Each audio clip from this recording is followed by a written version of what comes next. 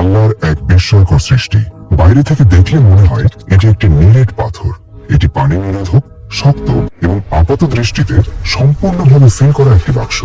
কিন্তু এই বন্ধ বাক্সের ভেতরেই ধুকপুক করছে একটি প্রাণ। আমরা জানি বেঁচে থাকার জন্য অক্সিজেন অপরিহার্য, কিন্তু এই ডিমে তো কোনো জানালা বা দরজা নেই। তাহলে ভেতরের বাচ্চাটি শ্বাস নেয় কিভাবে? 21 দিন ধরে সে কি দম আটকে থাকে না? ভাবুন তো, আপনাকে যদি বাতাসহীন একটি সাবমেরিনে 3 সপ্তাহ আটকে রাখা হয়, কি হবে? আজকের ভিডিওতে আমরা জানবো ডিমের ভেতরে সেই গোপন বায়োলজিক্যাল ইঞ্জিনিয়ারিং সম্পর্কে। এর উত্তর জানতে হলে আমাদের ডিমের প্রতিটি স্তরকে আলাদা করে দেখতে হবে। সবার উপরে থাকে শক্ত খোলস, যা ক্যালসিয়াম আর্গুমেট দিয়ে তৈরি। এর প্রধান কাজ হলো ভেতরে নরম অংশকে বাইরে রাখার থেকে রক্ষা করা। খালি চোখে মসৃণ মনে হলো মাইক্রোস্কোপের নিচে এটি চাঁদের পৃষ্ঠের মতো এবড়ো খেবড়ো।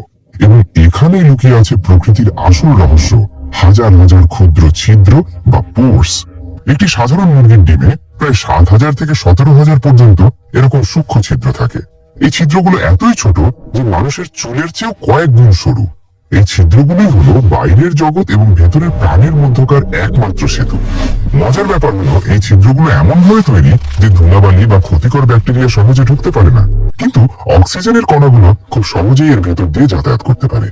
ডিম পাড়ার সাথে সাথে এর উপর কিউটিকেল নামের একটি পিচ্ছিল আস্তরণ থাকে, যা শুকিয়ে ছিদ্রগুলোকে আরো নিরাপদ করে। এজন্যই ডিম ধুতে বারণ করা হয়। ধুলে এই প্রাকৃতিক রক্ষা কবচ নষ্ট হয়ে যায় এবং জীবাণু ঢোকার সুযোগ পায়। খোসার ঠিক নিচেই থাকে দুটি পাতলা পর্দা বা মেমব্রেন। আমরা ডিম সেদ্ধ করার সময় প্রায় এটি দেখি। এই মেমব্রেন গুলো দ্বিতীয় ফিল্টার হিসেবে কাজ করে। এটি বাতাসকে যেতে দেয় কিন্তু তরল পদার্থকে ধরে রাখে। এরপর আসে ডিমের সাদা অংশ বা অ্যালবুমিন। এটি বাচ্চার জন্য পানির উৎস এবং শক অ্যাবজর্বার হিসেবে কাজ করে। আর মাঝখানের হলুদ কুসুম হলো বাচ্চার খাবারের ভান্ডার। 21 দিন ধরে সে এখান থেকেই পুষ্টি পায়। গল্পের শুরু হয় 1 দিন থেকে।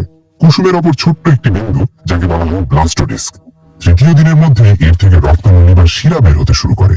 এখানেই তৈরি হয় ডিমের সবচেয়ে গুরুত্বপূর্ণ অঙ্গ, কোরিও অ্যালান্টয়েড মেমব্রেন বা সংক্ষেপে CAM। সহজ ভাষায় এটি হলো বাচ্চার অস্থায়ী ফুসফুস, যা থাকে শরীরের বাইরে। এই রক্তনালীগুলো ডিমের শক্ত খোলসের ভেতরের দেওয়ালে একদম লেগে থাকে, ঠিক ছিদ্রগুলোর নিচে। বাইরের বাতাস ছিদ্র দিয়ে ঢুকে এবং ডিফিউশন বা ব্যাপন প্রক্রিয়ায় রক্তনালীতে মিশে যায়। সেই অক্সিজেনযুক্ত রক্ত পাইপলাইনের মতো বাহিত হয়ে পৌঁছে যায় বাচ্চার শরীরে। ঠিক উল্টোভাবে বাচ্চার শরীর থেকে তৈরি হওয়া বিষাক্ত কার্বন ডাই অক্সাইড রক্ত বয়ে নিয়ে আসে খোসার কাছে এবং বাইরে বের করে দেয়। শুধু গ্যাস নয়, এই ছিদ্র দিয়ে ডিমের ভেতরে জলীয় বাষ্প ধীরে ধীরে বেরিয়ে যায়। আপনার মনে হতে পারে পানি বেরিয়ে গেলে তো ডিম শুকিয়ে যাবে, কিন্তু এই পানি হারানোটা খুব জরুরি। কারণ পানি বের হওয়ার ফলে ডিমের ভেতরে একটি ফাঁকা জায়গার সৃষ্টি হয়। ডিমের মোটা অংশের দিকে তৈরি হওয়া এই ফাঁকা জায়গাকে বলা হয় এয়ার সেল বা বাতাসের থলি। এজন্যই পুরনো ডিম পানিতে ভাসে, কারণ তার ভেতরের বাতাসের থলিটা অনেক বড় হয়ে যায়। 10 দিনের মাথায় বাচ্চাটি নড়াচড়া শুরু করে। তখন তার অক্সিজেনের চাহিদাও বাড়তে থাকে। প্রথম দিকে খুব কম অক্সিজেন লাগলেও শেষের দিকে বাচ্চার প্রচুর অক্সিজেনের প্রয়োজন হয়। তখন ডিমের 17,000 ছিদ্রই ফুল স্পিডে কাজ করতে থাকে। আরেকটি অবিশ্বাস্য ব্যাপার ঘটে। বাচ্চার হাড় তৈরির জন্য ক্যালসিয়াম আসে খোদ ডিমের খোসা থেকেই। এর ফলে শেষের দিকে খোসাটি ভেতর থেকে কিছুটা পাতলা ও ভঙ্গুর হয়ে যায়, যা পরে ভাঙতে সুবিধে হয়। 19তম দিন। বাচ্চাটি এখন পূর্ণাঙ্গ, কিন্তু সে নড়াচড়ার জায়গাও পাচ্ছে না।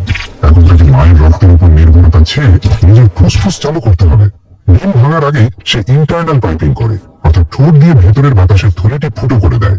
সেখানে জমানো বাতাস দিয়ে সে জীবনের প্রথমবারের মতো শ্বাস নেয়। এই সময় যদি আপনি ডিমের কাছে কান পাতেন, তবে ভেতর থেকে কিচিরমিচির শব্দ শুনতে পাবেন। কিন্তু বাতাসের থলির অক্সিজেন বেশিক্ষণ থাকে না। কার্বন ডাই অক্সাইড বাড়তে শুরু করে। এই অক্সিজেনের অভাবে বাচ্চাকে অস্থির করে তোলে এবং তার ঘাড়ের পেশিতে খিঁচুনি তৈরি করে। বাচ্চার ঠোঁটের আগায় থাকে ধারালো একটি অংশ, যাকে বলা হয় এগ টুথ। সে এটি দিয়ে বাইরের শক্ত খোলসে আঘাত করতে থাকে। একে বলা হয় এক্সটার্নাল পাইপিং। প্রথম ফাটল দিয়ে বাইরের তাজা বাতাস ভেতরে ঢোকে। বাচ্চা নতুন শক্তি পায়। এরপর সে ঘড়ির কাঁটার উল্টো দিকে ঘুরতে ঘুরতে ডিমের খোসাটিকে জিপারের মতো কেটে ফেলে। অবশেষে পায়ের জোরালো ধাক্কায় ডিমের ঢাকনা খুলে যায়। একটি নতুন প্রাণের আগমন ঘটে পৃথিবীতে। কয়েক ঘন্টার মধ্যেই তার ভেজা শরীর শুকিয়ে তুলতুলে সুন্দর ছানায় পরিণত হয়। আর সেই এগ টুথ বা দাঁতটি কাজ শেষ হওয়ার কয়েকদিন পরে এটি আপনা আপনি খসে পড়ে যায়। পুরো প্রক্রিয়াটি ভাবলে অবাক হতে হয়। প্রকৃতি কত নিখুঁত ইঞ্জিনিয়ারিং সাজিয়ে রেখেছে। শুধু মুরগি নয়, বিশাল উট পাখি থেকে শুরু করে ছোট্ট হামিং বার্ড, সবার ডিমেই এই একই সায়েন্স কাজ করে। তবে সাপ বা কুমিরের ডিম একটু আলাদা। তাদের খোসা চামড়ার মতো নরম হয় এবং তারা বাতাস থেকে পানি শুষে নেয়। এই পুরো প্রক্রিয়ায় তাপমাত্রার ভূমিকা বিশাল। সঠিক তাপমাত্রা ছাড়া মেটাবলিজম কাজ করবে না। মা মুরগি দিনে বহুবার ডিম উল্টে দেয়, কেন জানেন? যাতে ভ্রূণটি খোসার সাথে কাটকে না যায় আটকে গেলে রক্ত সঞ্চালন বন্ধ হয়ে বাচ্চা মারা যেতে পারে। বাতাসের আর্দ্রতা বা হিউমিডিটিও গুরুত্বপূর্ণ। বেশি শুকিয়ে গেলে বাচ্চা বেরোতে পারবে না। ডিমের এই ওভাল শেপ বা আকৃতিও কোনো কাকতালীয় নয়, এটি আর্কিটেকচারের আর্চ বা খিলানের মতো কাজ করে, যা প্রচন্ড চাপ সহ্য করতে পারে। পাখিরা এই টেকনোলজি পেয়েছে তাদের পূর্বপুরুষ ডাইনোসরদের কাছ থেকে। আজকাল ইনকিউবেটরে কৃত্রিমভাবে এই পরিবেশ তৈরি করে হাজার হাজার বাচ্চা ফোটানো হয়, তবে সব ডিম ফোটে না। যদি কোনোভাবে ছিদ্র দিয়ে ব্যাকটেরিয়া ঢুকে পড়ে তবে ডিম পচে গ্যাস তৈরি হয়। কখনো কখনো 2 কুসুমওয়ালা ডিম হয়, কিন্তু জায়গার অভাবে সাধারণত 2টি বাচ্চা সেখানে বাঁচতে পারে না। ডিমের খোসার রং সাদা না লাল হবে তা নির্ভর করে মুরগির জাতের উপর, এর সাথে পুষ্টির কোনো সম্পর্ক নেই। তো মূল কথা হলো, ডিম বন্ধ থাকলেও তার খোসার ছিদ্র দিয়ে সে নিরন্তর শ্বাস প্রশ্বাস চালায়। এটি একটি স্বয়ংসম্পূর্ণ স্পেস স্যুট বা ক্যাপসুলের মতো। জানলে অবাক হবেন, ফোটার আগ পর্যন্ত একটি বাচ্চা প্রায় 20,000 বার শ্বাস নেয়। আপনি চাইলে বাসায় একটি পরীক্ষা করতে পারেন। ফুড কালার মেশানো গরম পানিতে ডিম ডুবিয়ে রাখলে খোসার ভেতরের দিকে রঙের ফোঁটা দেখতে পাবেন। এটাই প্রমাণ করে যে ডিমের খোসা নিরেট নয়, ছিদ্রযুক্ত। ডিম শুধু খাবার নয়, এটি জীবনের এক অদ্ভুত বিস্ময়। মানুষের ক্ষেত্রে প্লাসেন্টা বা নাড়ু দিয়ে যা হয়, পাখির ক্ষেত্রে ডিমের খোসা দিয়ে তাই হয়। এত শক্ত সুরক্ষা থাকার পরেও জীবন কতটা নাজুক তা ডিম আমাদের শেখায়। প্রকৃতির প্রতিটি ধূলিকণায় বিজ্ঞান লুকিয়ে আছে, আমাদের শুধু দেখার চোখ থাকতে হবে। রিক্যাপ: খোসার ছিদ্র দিয়ে অক্সিজেন ঢোকে, মেমব্রেনে রক্ত নিয়ে সেই অক্সিজেন গ্রহণ করে।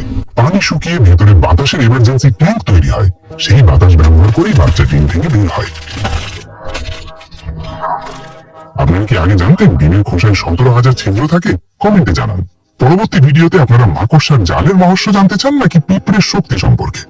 UA ইলেকট্রিক চ্যানেলের সাথে থাকার জন্য ধন্যবাদ। ভিডিওটি ভালো লাগলে লাইক দিতে ভুলবেন না। সায়েন্স লাভার বন্ধুদের সাথে ভিডিওটি শেয়ার করুন এবং অবশ্যই সাবস্ক্রাইব করে বেল আইকনটি বাজিয়ে দিন। দাঁড়ান, যাওয়ার আগে একটি বোনাস ফ্যাক্ট। ডিম লম্বালম্বি ভাবে এত শক্ত যে আপনি যদি সাবধানে দাঁড়ান তবে ডিম আপনার শরীরের ওজনও নিতে পারে। তবে এটি বাসায় চেষ্টা না করাই ভালো, মেঝের অবস্থা খারাপ হতে পারে। জীবন সব সময় পথ খুঁজে নেয়, তা সে পাথরের দেওয়াল হোক বা ডিমের শক্ত খোল।